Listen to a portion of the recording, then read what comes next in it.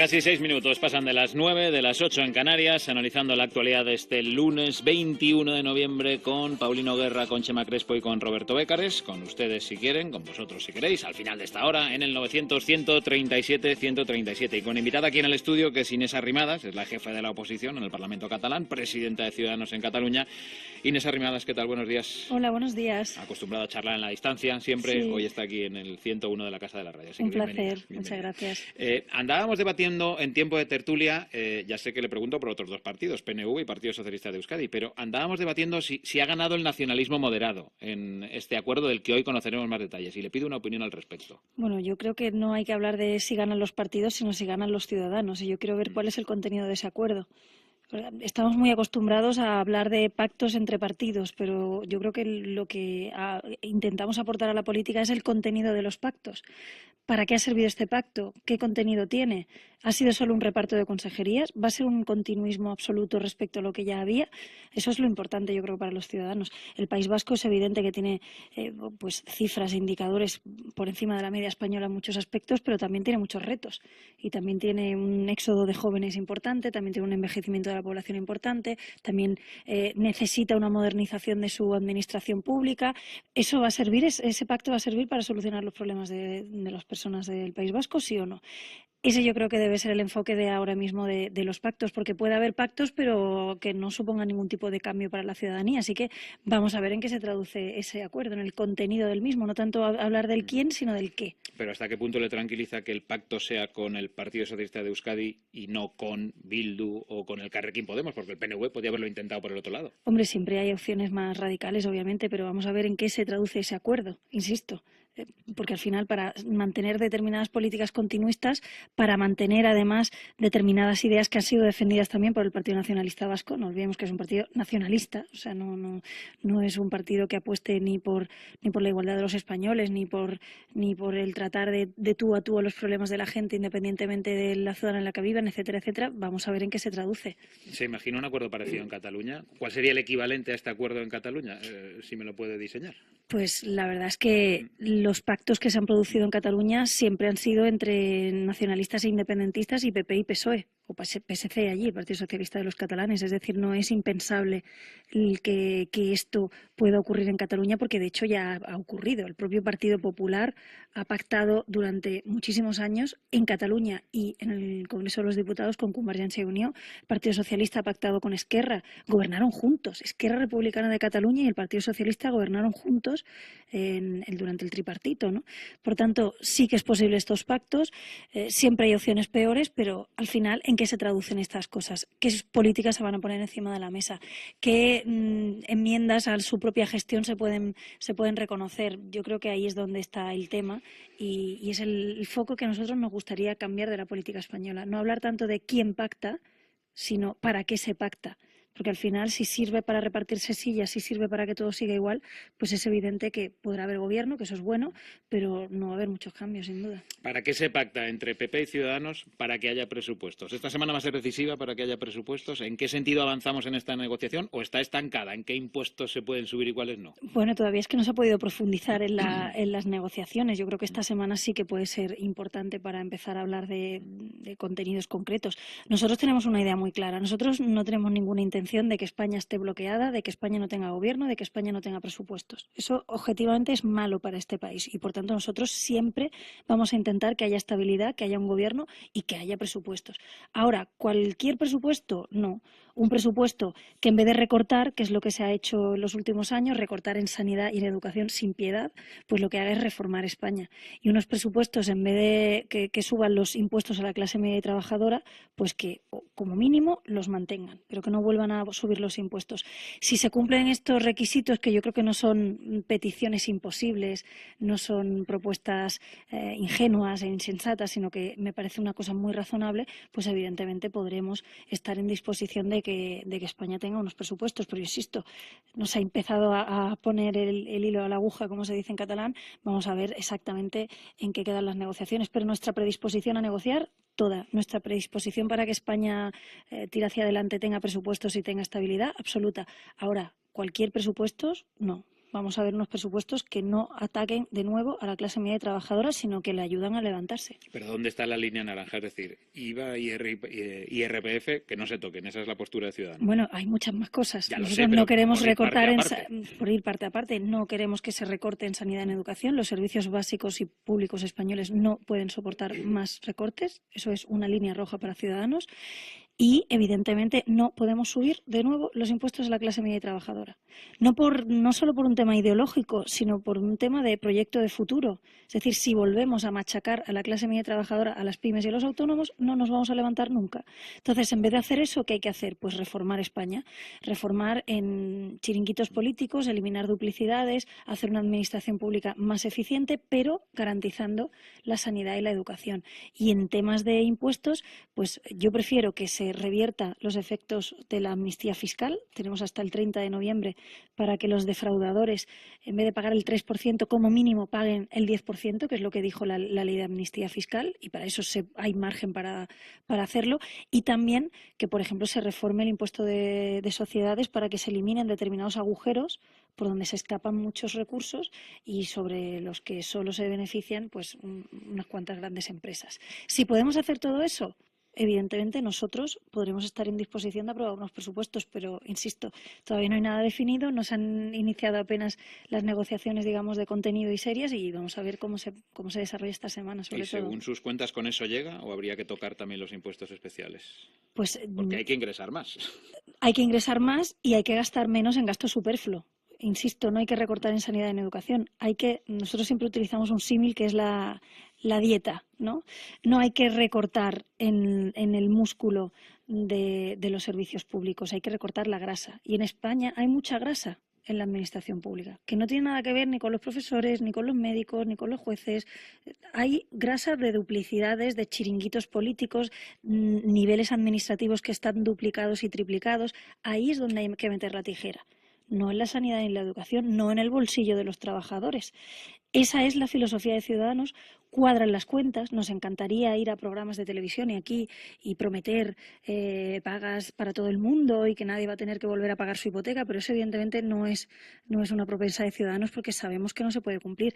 Ahora, que se puede gestionar mejor España, que se puede recortar en chiringuitos políticos y garantizar la sanidad y la educación, sí. Que se puede hacer una política fiscal mucho más competitiva que ayude a los autónomos, a las pymes y a las clases medias a levantarse.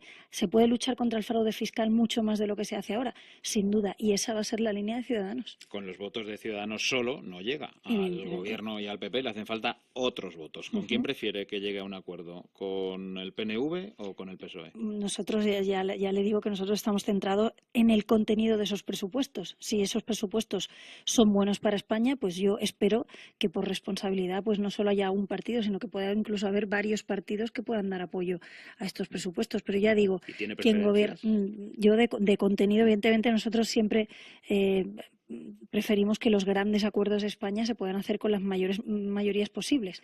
Cuantos más diputados puedan aprobar unas leyes... ¿Pero eso es con el PSOE? Hombre, evidentemente por estadística y porque es un partido constitucionalista, pero ya digo, vamos a centrarnos en el qué y no solo en el quién. Si esos presupuestos son buenos, si esos presupuestos suponen una mejora respecto a lo que tenemos, yo creo que debería haber un gran consenso en la Cámara al respecto. ¿Se puede conseguir? Sí. Ahora también le digo, nosotros no gobernamos España, nosotros estamos en la oposición y somos una oposición libre para exigir reformas y contundente para también poderlas llevar a cabo. El que tiene que buscar el resto de apoyos a esos presupuestos es el Gobierno de España y ese señor Rajoy. Es igual que en la investidura. Nosotros negociamos con el Partido Popular y le exigimos 150 reformas, algunas de las cuales se empiezan a mover, ¿no? El IVA, bajada del IVA cultural, etcétera. Ahora, quien tiene que buscar el resto de apoyos, quien tiene que llevar a cabo esas políticas, es el Gobierno de España. Y es el Gobierno del Partido Popular y del señor Rajoy. Por nosotros no va a ser que España tenga estabilidad y que España tenga reformas. Ahora, quizás el Partido Popular tiene que entender que tiene que dialogar, que tiene que ceder, que tiene que tener otra manera de hacer política para que esos acuerdos puedan ser lo más amplios posibles, porque si son amplios y si afectan o tienen el apoyo de muchas fuerzas parlamentarias, eso podrá durar mucho más de lo que ha pasado hasta ahora. Y esa es la aspiración también de Ciudadanos, que cuando aprobemos la ley de autónomos que registramos la semana pasada, que es una gran apuesta de Ciudadanos, el por fin dejar de considerar a los autónomos como la gallina de los huevos de oro del Estado y considerarlos como el músculo productivo de este país y tratarlos como se merecen, cuando eso se apruebe, yo quiero que se apruebe con el mayor consenso posible en la Cámara, porque eso hará que pueda durar mucho más tiempo. El Pacto de la Educación, me encantaría que fuera unánime. A lo mejor unánime es un poco difícil, pero si tiene una amplísima mayoría en el Congreso, haremos que eso no dure una legislatura, sino que dure quizás una generación o dos, ¿no? Que es lo que aspiramos. Por tanto, ahí nosotros siempre vamos a estar dispuestos a que haya diálogo o consenso, pero insisto, el responsable de que al final tiren adelante las cosas y haya un mayor consenso será el propio Gobierno del Partido Popular. Una más y le voy presentando a los compañeros de tertulia. ¿Tiene la sensación de que se está enfriando el independentismo? El viernes conocíamos una encuesta, un barómetro del CIS catalán, por así llamarlo, en el que, aunque el no sigue ganando, sí, gana por la mínima y parece que se recortan las distancias. ¿Esto es un enfriamiento? ¿Es un hastío? No lo sé cómo lo interpreta.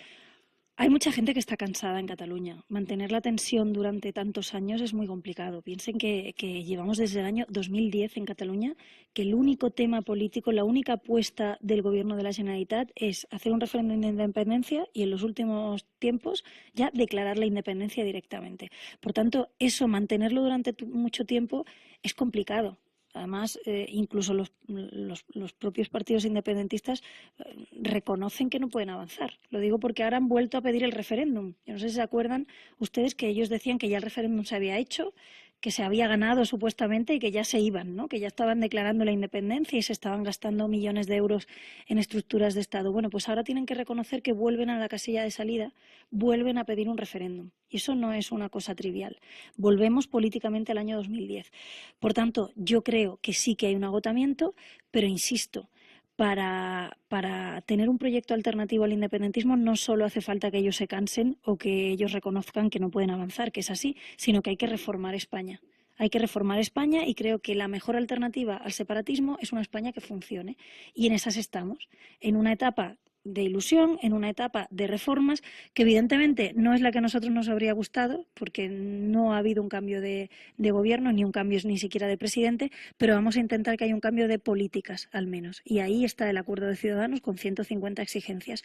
¿Hay que reformar el sistema de financiación de las comunidades autónomas? Sí. ¿Hay que mejorar y priorizar las infraestructuras de España para centrarnos en las infraestructuras productivas?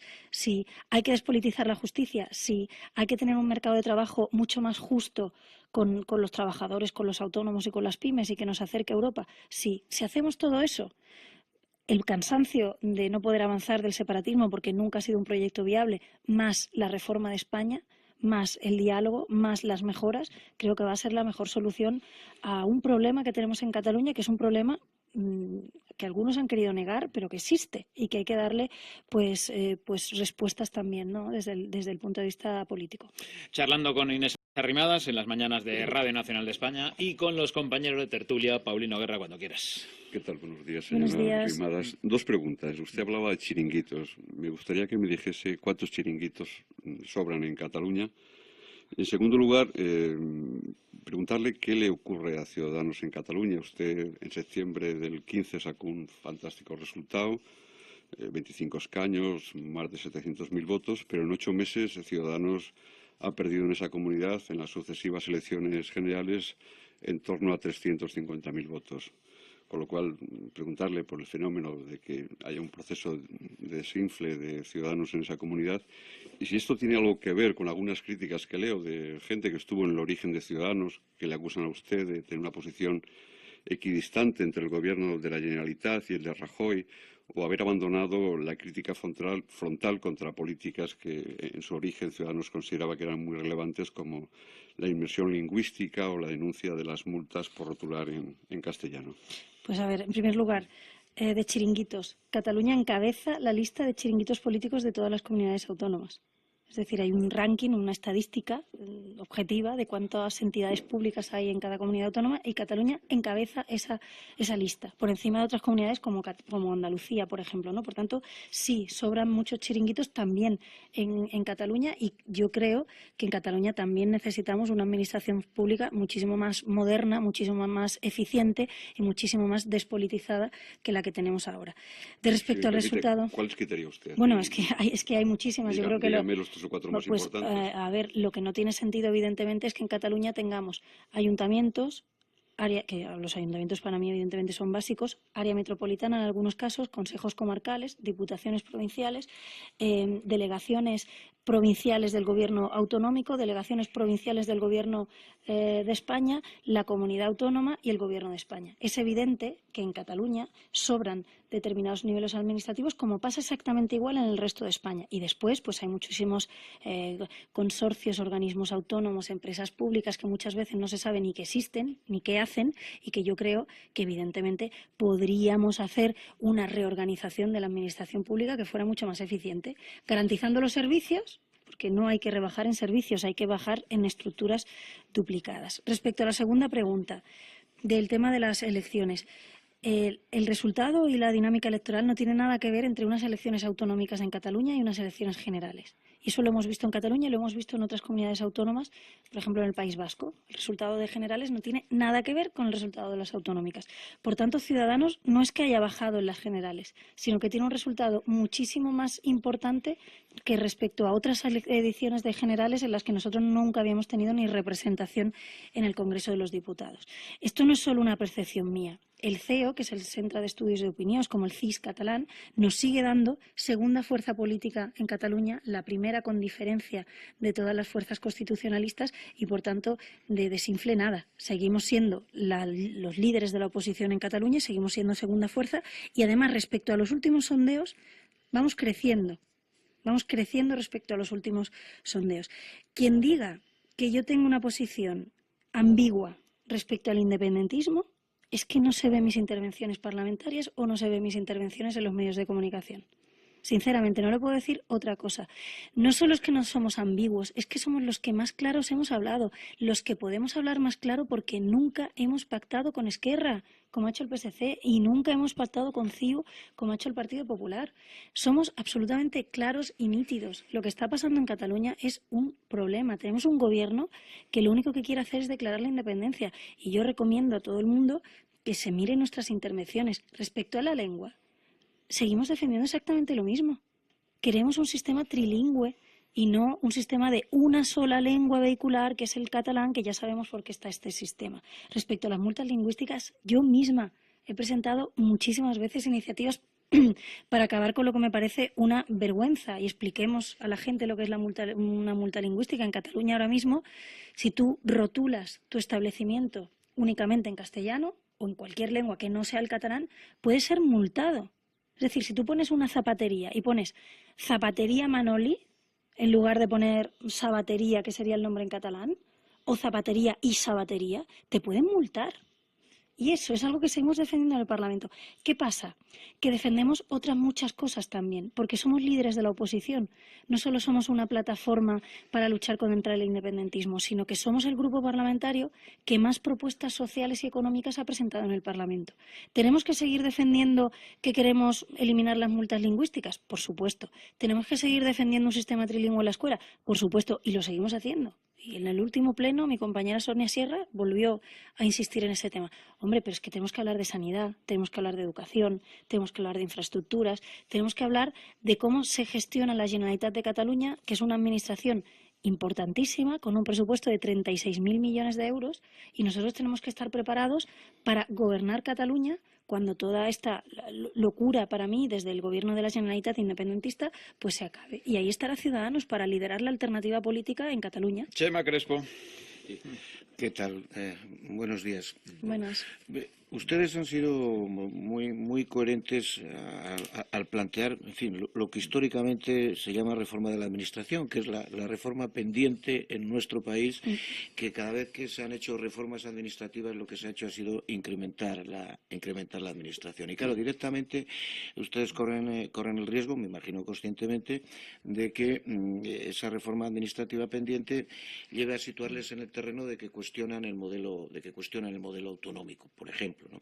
Quiero decirle también que de toda esa grasa administrativa que usted cifraba que se da, por ejemplo, en Cataluña, nosotros que somos aquí 3 castellanos, pues sepa que también en la Comunidad Autónoma de Castilla y León hay una cosa que se llama entidades locales menores, hay municipios, hay comarcas, hay diputaciones, hay administración de la Comunidad Autónoma, hay administración del Estado, y para tramitar una ayuda a la Unión Europea, pues además hay que volver a pasar por el ministerio correspondiente y llegar hasta Europa. Bueno, donde ustedes más aparentemente mostraron voluntad de identificar la necesidad de la reforma fue en relación con las diputaciones. Lógicamente, o no tan lógicamente, pero se les echaron encima pues quienes son ahora mismo pues sus socios, digamos, el Partido Popular. Esa idea, lo mismo que la propia casi hasta existencia del Senado, ¿siguen ustedes teniéndola en la cabeza o creen que con el Partido Popular de esto no se va a poder tratar? Pues, en primer lugar, soy plenamente consciente que lo que yo he relatado de Cataluña es una realidad en el resto de España. Y ahí está el fondo de muchas cuestiones. Muchos de los problemas que hay en Cataluña son los mismos que hay en el resto de España y viceversa. Por eso cuando algunos independentistas, dirigentes políticos dicen no, es que en España la administración funciona muy mal. Sí, y tenemos igual problema en Cataluña. O hay politización de la justicia, sí, igual que en Cataluña. O hay corrupción en España, sí, igual que en una parte de España que se llama Cataluña. Respecto a las diputaciones, nosotros somos muy claros y tenemos una propuesta. Queremos más servicios para los pueblos pequeños y menos estructuras políticas que drenan esos recursos. Mis padres son de un pueblecito de Salamanca de 100 y poco habitantes, de la provincia de Salamanca, un pueblo muy pequeñito. Soy plenamente consciente de la necesidad de los Diga pueblos... usted ya el nombre, si la Salmoral. Viva Salmoral. Viva Salmoral. Un pueblecito que está muy cerca de Peñaranda de Bracamonte, allí en Salamanca. Soy plenamente consciente de la necesidad que los municipios pequeñitos necesitan de servicios. Por tanto, cuando proponemos eliminar diputaciones, no estamos proponiendo eliminar servicios, sino estamos proponiendo eliminar estructuras duplicadas. ¿Se puede hacer? Sí. ¿Ha habido manera de convencer al Partido Popular de eliminar las diputaciones en este acuerdo? No. Ha sido imposible. Yo no sé qué pasa sí que sé qué pasa con las diputaciones, evidente, ¿no? Con el Partido Popular y el Partido Socialista, pero es una cosa que para ellos es fundamental, mantener la estructura de las diputaciones. ¿Qué hemos conseguido en este acuerdo? En este acuerdo hemos conseguido reducir presupuesto superfluo de las diputaciones. ¿Es el objetivo final? No, es un avance. Es un avance. Recordemos que en ese acuerdo con el Partido Popular no hemos podido poner nuestro programa electoral íntegro, porque si no, no habría sido un acuerdo. Si no, no habríamos tenido que decir nada, sino simplemente cumple mi programa electoral y punto. Hemos sido capaces de llegar a un acuerdo. Creo que en un futuro España tendrá que afrontar esa reforma y modernización de la administración pública. Estoy convencida. Y creo que va a ser, cuando consigamos hacerlo, la situación que va a hacer que España dé un salto cualitativo como país. Porque que haya tantas estructuras duplicadas y tantos chiringuitos favorece la corrupción, favorece que haya mucha burocracia y que los emprendedores y los autónomos estén asfixiados a burocracia, favorece el que destinemos muchos recursos y presupuesto a la estructura y no a los servicios. Y es el comienzo de muchos problemas de este país. Evidentemente no vamos a poder conseguirlo todo y menos en un año, ni en 2 ni en 3, pero Ciudadanos tiene un firme compromiso para que la administración pública sea más eficiente, no haya duplicidades, no esté colonizada por enchufados de partido y se centre en defender los servicios públicos que son la sanidad, la educación, la justicia, los servicios sociales, que ahí es donde necesitamos una administración pública fuerte. Y volviendo al símil de la dieta, no se puede hacer una dieta de dejar de comer porque pierdes grasa y pierdes músculo, que es lo que han hecho los partidos con los recortes. Lo que tenemos que hacer es una dieta de fortalecer el músculo, más sanidad, más educación, etcétera, y eliminar grasa, que son chiringuitos y que son duplicidades. Y eso es lo que tenemos que hacer. No es fácil porque a los viejos partidos les tocan las estructuras políticas y se ponen de los nervios, pero poco a poco yo creo que lo podremos conseguir. Y Roberto Becares. Buenos días, señora Arrimadas. Buenas. Yo le quería preguntar sobre el nuevo delegado del Gobierno en Cataluña, Enric Millo. para ver su valoración. Parece que desde Junts per sí lo ven con cierto escepticismo, pero lo cierto es que usted lo conoce bien, tiene talante dialogante, conoce a Puigdemont desde hace tiempo, es diputado de larga trayectoria, pertenecía antes a Unió. ¿Cree que hay un cierto gesto del gobierno con este nombramiento de suavizar esas tensas relaciones con la Generalitat? Nosotros hemos pedido al Gobierno de España que empiece a abrir el diálogo sobre lo que se puede dialogar. No se puede dialogar, a nuestro entender, sobre cómo rompemos España o cómo nos saltamos las leyes. Eso para nosotros tiene que estar fuera del diálogo en democracia, pero sí que se podemos dialogar de sistema de financiación o de infraestructuras. Nosotros hemos obligado al Partido Popular a que inicie otra vez los trámites del sistema de financiación. Y ha pasado una cosa muy curiosa y muy importante. Se ha convocado la conferencia de presidentes autonómicos y Puigdemont ha dicho que no va. Por tanto, cuando tú empiezas a abrir el diálogo, se ve claramente cómo los que quieren romper España y sacarnos de España y de la Unión Europea, el diálogo es una cosa que le incomoda. Por tanto, yo que le deseo al señor Millo muchísima suerte y muchísimos aciertos. Porque si lo hace bien, pues evidentemente será una suerte para todos.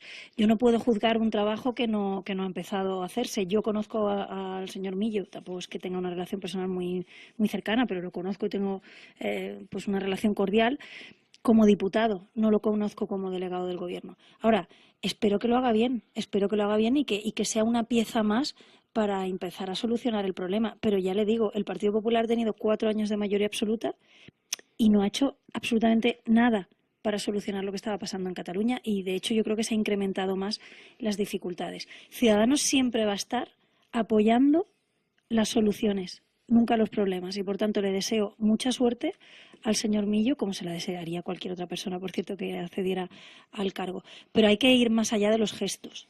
Los gestos son importantes, pero hay que reformar España. Si pensamos que esto va a solucionar, que al populismo, por ejemplo, se le gana diciendo que viene el populismo y que son muy malos sin reformar España, yo creo que nos equivocamos.